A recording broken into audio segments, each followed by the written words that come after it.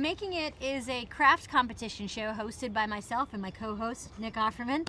And it takes makers from all over the United States who make in all different materials, wood, paper, metal, balloons, and joins them together to kind of decide who is a master maker. And in the doing so, we learn how important making is, how it connects us to the bigger world, and hopefully how it can inspire you to make something of your own.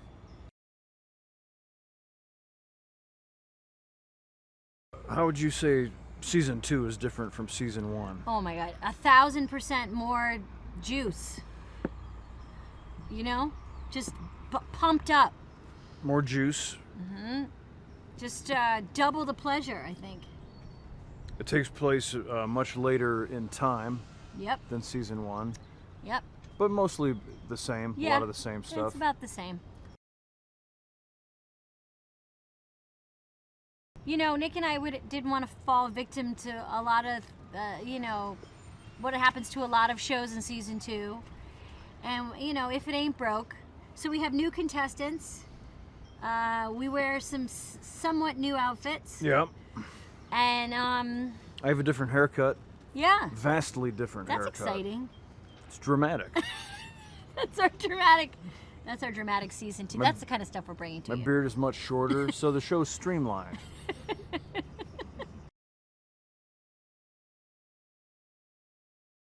Did you know that we received a 100% freshness rating from Rotten Tomatoes? Amazing. So wonderful to hear, and let's never speak of it again.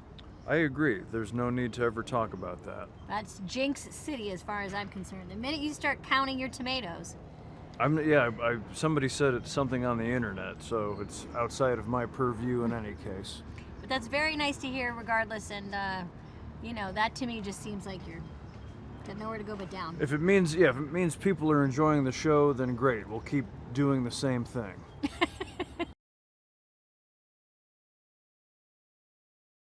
I'm in show business, so there's not always a ton of people I know that know how to use a hammer. I've said this before, but when it all turns to hell, Nick might be one of the people I would run to. He could make us a boat. He could probably start a fire, I assume. I could start a fire. We already know each other, which is a plus. I'm pretty good at gleaning protein from the wilderness.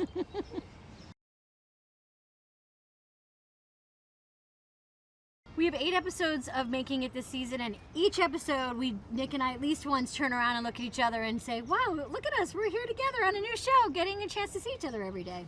It really is, it feels like we won the lottery, and then a few years later they said, oh, didn't we tell you, there's more. Now there's a cruise and a trip to the beach. Every single episode, every minute, I'm learning, whether it be terminology or technique or even just a reminder to try things. I would still say I'm a very, very low level. I would absolutely never make anything on the show, and couldn't make even the smallest things that these makers are making, but I am inspired to do so. And, you know, in my own private way, I have tried. You often say during challenges, people make specific things, and you'll say, oh, now I can wrap my head around this, and that's really exciting. I think I could make that. Yeah, that's what I love about the show is if you're a maker, a designer, a big thinker, you see ideas here that are mind-blowing.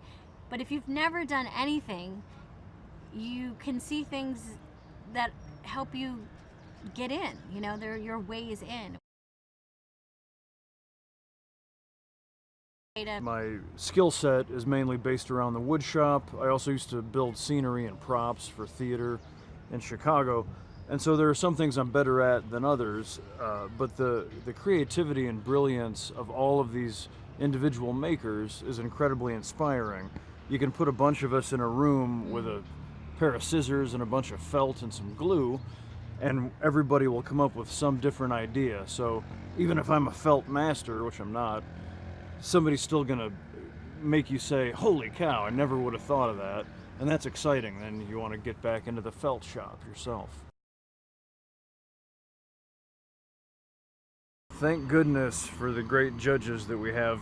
Part of the fun that we get to have is that we get all of the good side of walking around and seeing how these things are made and asking these makers about their ideas and how they're incorporating them.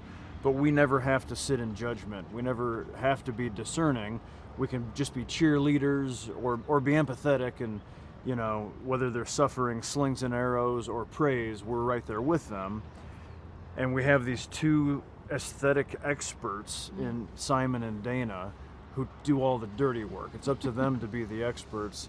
And every time they open their mouths, we're so grateful for their expertise, because they're able to, in a sort of museum docent fashion, they're able to adjudicate and characterize each project in a very fair and often generous way that makes me thankful that I don't have to vote yay or nay on anything.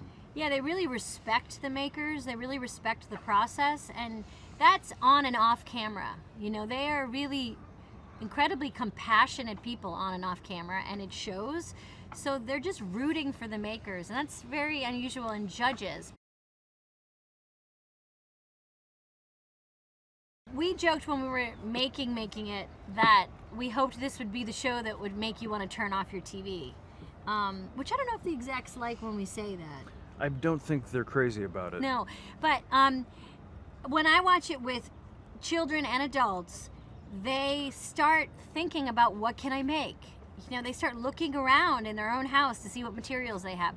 They want to go and use their hands. And we live in such a technological culture where we don't really talk to each other anymore face to face, and we don't really use our hands.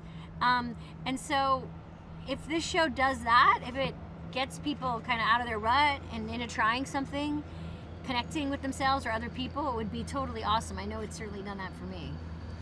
That's one of my favorite things about, I always say, making something for somebody with your hands is a great way to say I love you.